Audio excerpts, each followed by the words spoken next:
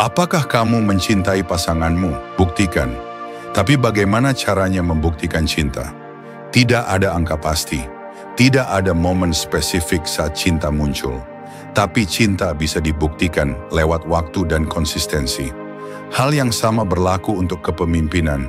Itu bukan tentang satu peristiwa besar, tapi tentang transisi yang konsisten dan perlahan. Bayangkan kamu ke gym sekali, lalu pulang dan lihat ke cermin, tak ada hasil. Ke gym lagi besoknya, masih belum ada hasil. Maka banyak orang menyerah karena tidak melihat perubahan instan. Tapi jika kamu percaya bahwa olahraga itu baik, kamu akan melakukannya secara konsisten. Kamu boleh gagal sesekali, boleh makan kue, tapi jika kamu tetap konsisten, hasilnya akan terlihat. Begitu pula dalam hubungan. Bukan karena kamu memberi bunga saat Valentine dia mencintaimu, tapi karena kamu mengucap selamat pagi sebelum mengecek ponsel, atau karena kamu mengambilkan minum tanpa diminta, atau mendengarkannya tanpa menyela. Dia mencintaimu karena hal kecil yang kamu lakukan setiap hari secara konsisten. Cinta bukan karena satu peristiwa besar, tapi akumulasi dari tindakan kecil yang dilakukan terus-menerus. Kepemimpinan pun sama. Tidak ada satu tindakan besar yang membuat orang percaya padamu. Tapi kumpulan tindakan kecil seperti menyapa orang dengan tulus, melihat mata mereka, dan mendengarkan jawaban saat kamu bertanya, "Apa kabar?" Itulah yang menciptakan kepercayaan. Perusahaan yang hebat bukan hanya soal gaji besar atau tantangan yang menarik. Ketika orang berkata, "Aku mencintai pekerjaanku," itu berarti mereka merasa diakui, dihargai, dan dianggap sebagai keluarga. Dalam militer, mereka menyebut satu sama lain sebagai saudara. Mereka mungkin bertengkar, tapi saling melindungi.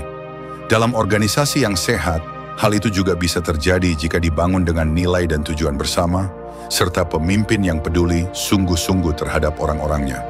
Jika organisasi tumbuh besar, seorang pemimpin tidak mungkin mengenal semua orang, tapi dia bisa mengenal dan peduli pada orang-orang yang bekerja langsung dengannya, dan memastikan para pemimpin di bawahnya juga peduli terhadap tim mereka. Dengan begitu, rasa kepemilikan dan perlindungan menyebar ke seluruh organisasi.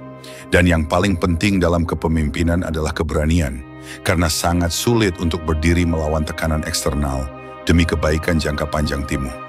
Terkadang kamu akan kehilangan pekerjaan atau tidak diakui, tapi keberanian itu tidak muncul dari dalam diri saja.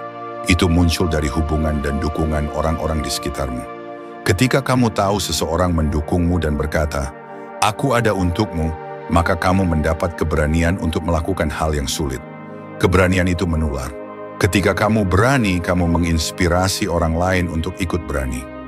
Dan hubungan yang kamu bangun seumur hidup, itulah yang menjadikanmu pemimpin sejati dan kadang menyelamatkan hidupmu dari keputusasaan.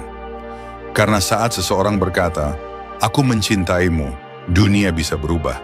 Kepemimpinan dan cinta bukan soal tindakan besar yang dramatis, tapi soal konsistensi dalam tindakan kecil yang bermakna. Baik dalam hubungan pribadi maupun organisasi, kepercayaan dan kasih sayang dibangun dari kebiasaan harian yang sederhana dan tulus. Pemimpin sejati adalah mereka yang berani mengambil keputusan demi kebaikan jangka panjang timnya, dan keberanian itu lahir dari dukungan orang-orang yang peduli. Maka untuk menjadi pemimpin yang efektif, bangunlah hubungan, lakukan hal-hal kecil dengan hati, dan milikilah keberanian untuk peduli setiap hari.